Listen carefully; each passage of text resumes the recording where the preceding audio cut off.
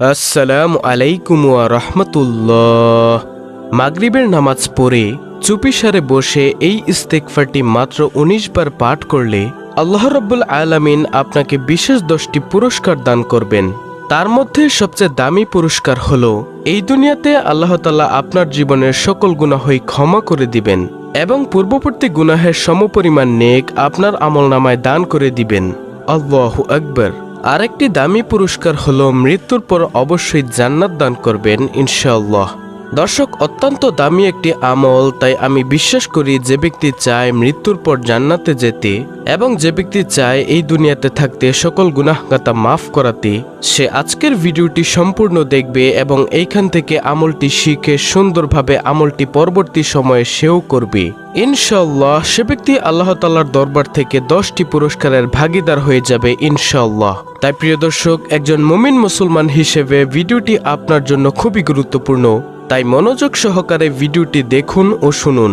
প্রিয় দর্শক, এই দুনিয়াতে তো আমরা কম গুনাহের কাজ করলাম না।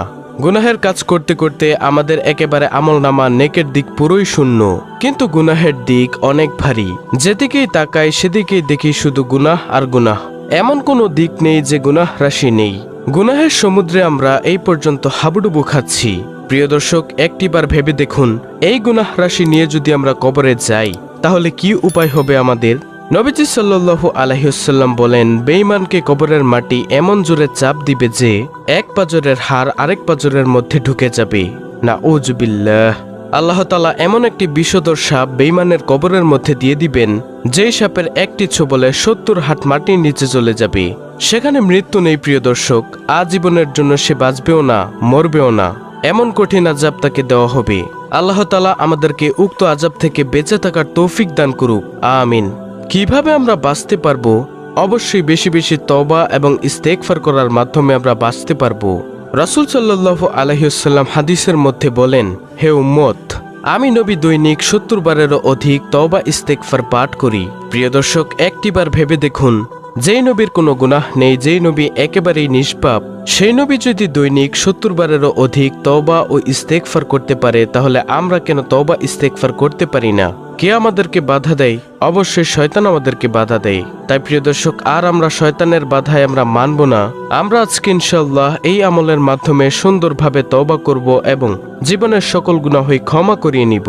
এই পৃথিবীতে আল্লাহ তাআলা কত বড় বড় পাপী, কত বড় বড় বেঈমানকে আল্লাহ তাআলা মাফ করে দিয়েছেন, সেটার কোনো হিসেব নেই প্রিয় দর্শক। তাই চলুন আপনাদেরকে একটি বেঈমানের ঘটনা শোনাই, যেটা একটি শিক্ষণীয় ঘটনা।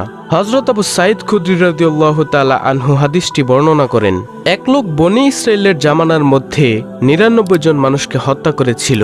বুঝতেই তো পেরেছেন কত বড় পাপী। সেই ৯৯ জন মানুষকে হত্যাকারী পাপী এক সময় তার দিলের মধ্যে আল্লাহ তাআলার ভয় আসলো।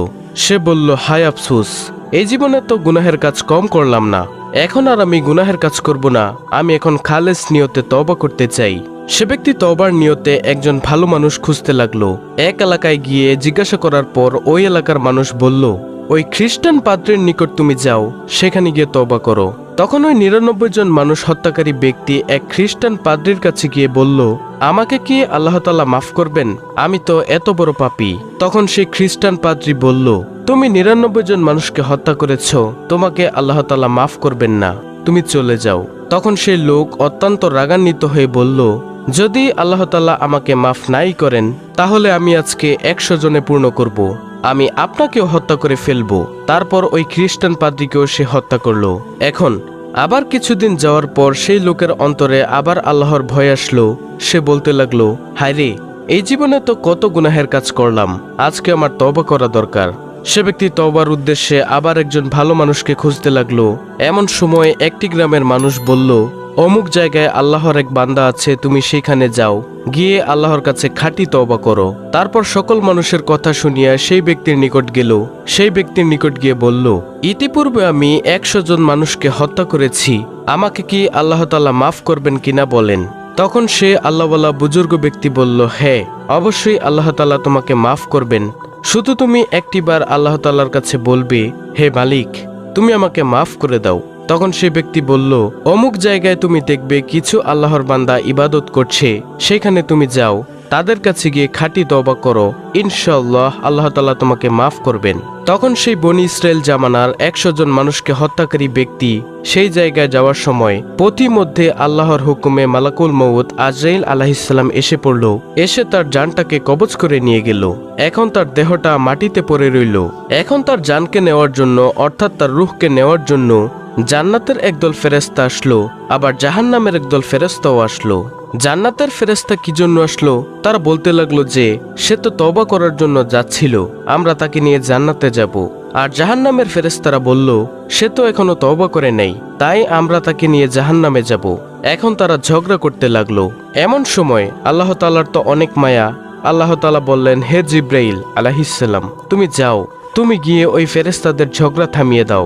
জিব্রাইল আলাইহিসসালাম আসলেন, আল্লাহর হুকুমে একটি কথা বললেন। জিব্রাইল আলাইহিসসালাম বললেন, তোমরা একটি কাজ করো, একটি মাপ দেও।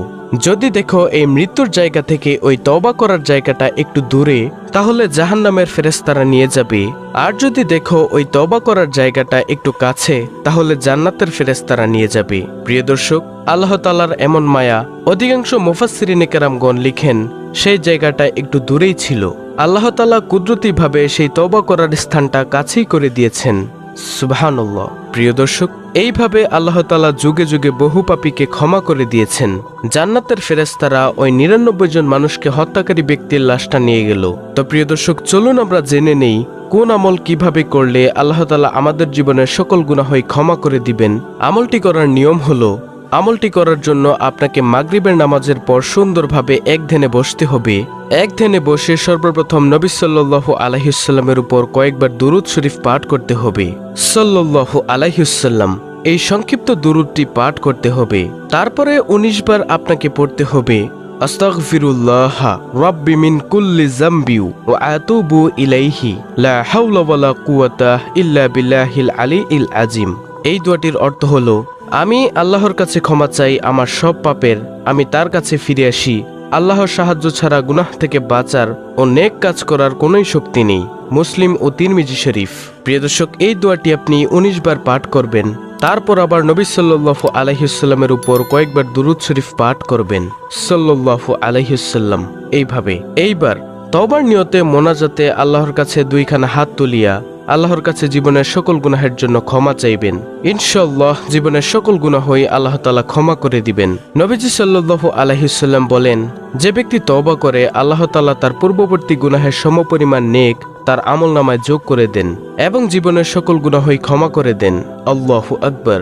এছাড়াও এই আমলটি করার ফলে আল্লাহ তাআলা আপনাকে আপনার রিজিকের পেরেশানি দূর করে দিবেন, সকল সংকট দূর করে দিবেন, আপনার অন্তরের মধ্যে ঈমানের নূর দান করবেন, আমলের মধ্যে বরকত দান করবেন, আল্লাহ তাআলার প্রিয় বান্দা হিসেবে কবুল করবেন, শয়তানকে আপনার থেকে দূরে সরিয়ে দিবেন, নেক সন্তান দান করবেন। অবশ্যই যদি তওবার মতো তওবা করতে পারেন মৃত্যুর পর, ইনশাআল্লাহ আল্লাহ তাআলা যদি চায়, অবশ্যই আল্লাহ তাআলা আপনাকে জান্নাতুল ফেরদৌস